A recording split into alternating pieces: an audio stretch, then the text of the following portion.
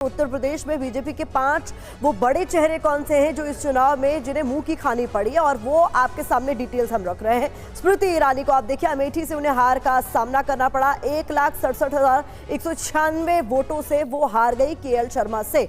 ये जो बड़े चेहरे हैं उनकी जानकारी आपके सामने हम रख रहे हैं। मेनका गांधी को आप देखिए, जो है दशक भर से वो यहाँ पर राजनीति में रही और वो भी सुल्तानपुर से हार गई। 43,174 वोटों से उन्हें हार का सामना करना पड़ा सुल्तानपुर से। इसके बाद आगे बढ़िए, लल्लू सिंह अयोध्या, जहां पर बहुत बड़ा फैक्टर राम मंदिर को माना जा रहा था, लेकिन लल्लू सिंह ही वो चेहरा थे जिन्होंने सबसे पहले संविधान को लेकर जो बात कही उसका बहुत ही उल्टा असर होता हुआ नजर आया। उनकी हार हुई 54,567 वोटों के साथ, और यहां पर समाजवादी पार्टी के उम्मीदवार ने बाजी मार ली। और एक और बड़ा चेहरा संजीव बालियान का, मुजफ्फरनगर से, इन्हें भी शिकस्त का सामना करना पड़ा। 25,989 वोटों से इन्हें हार का सामना करना पड़ा। तो यूपी में 5 बीजेपी के जो बड़े चेहरे हैं उनकी डिटेल आपके सामने हम रख रहे हैं। और अजय मिश्रा ट्रेनी लखीमपुर खीरी से 34,329 वोटों से इन्हें भी हार का सामना करना पड़ा। इस वक्त आपको ये बड़ी इंटरेस्टिंग बात आपको ये बताना चाहेंगे कि 12 यूनियन मिनिस्टर्स खड़े हुए थे यूपी में, और उनमें से सिर्फ 5 ही हैं जो अपनी सीट बचा पाए, और सबसे बड़े मार्जिन से स्मृति ईरानी जी हारी हैं। उन सब में से जो हारे, उन जितने भी यूनियन मिनिस्टर्स हारे हैं। यूपी में हार पर बोले मंत्री धर्मवीर प्रजापति, संविधान बदलना, आरक्षण खत्म करना मुद्दा बना। हम इन आरोपों का जवाब नहीं दे पाए। उम्मीदवारों के खिलाफ नाराजगी थी, उसका आकलन नहीं हुआ। राजभर निषाद के बेटे हारे, उनके बयानों से भी नुकसान पहुंचा है। विपिन चौबे इस वक्त हमारे साथ हैं।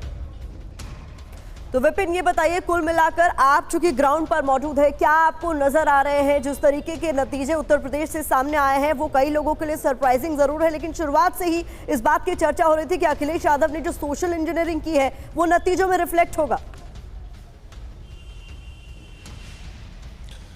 देखिए प्रतिमा, जो ग्राउंड पर गया था उसको इस बात का अंदेशा था कि ग्राउंड पर कुछ ऐसा पक रहा है जिसका अंदाजा दिल्ली में बैठे लोगों को नहीं है, या फिर लखनऊ में सत्ताधारी दल के बैठे बड़े चेहरों को नहीं है।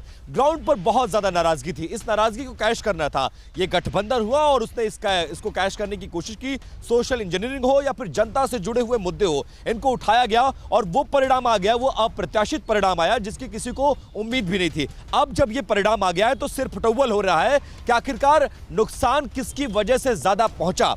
अब सवाल यह है कि क्या राज्य सरकार ने अपनी जिम्मेदारी को निभाया या नहीं निभाया। जो कुछ किया जा सकता था वो किया गया कि नहीं किया गया। राज्य सरकार के सूत्रों के हवाले से यह कहना है कि हमारे कहने से जब टिकट ही नहीं दिया गया तो हमारी जिम्मेदारी कैसे बनती है। तो मिला जुलाकर उत्तर प्रदेश में स्थिति बहुत विकट हो चुकी है। यह जरूर है कि गठबंधन ने वो करिश्मा कर दिखाया जो इस 10 साल में किसी ने सोचा भी नहीं था, और यहां पर बड़े बड़े दिग्गज चुनाव हार गए, और जो जीते भी उनकी मार्जिन कम होती चली गई। और जनता से जुड़े हुए वो मुद्दे, चाहे संविधान हो, आरक्षण हो, नौकरी हो, अग्निवीर हो, 1 लाख डायरेक्ट खाते में भेजना हो, 8500 महिलाओं के खाते में ट्रांसफर हर महीने करना हो। आप जो बता रहे हैं ये एक बहुत बड़ा सवाल भी है, एक बहुत बड़ा सवाल है, क्योंकि बीजेपी जानी जाती है अपनी इलेक्शन मशीनरी के लिए।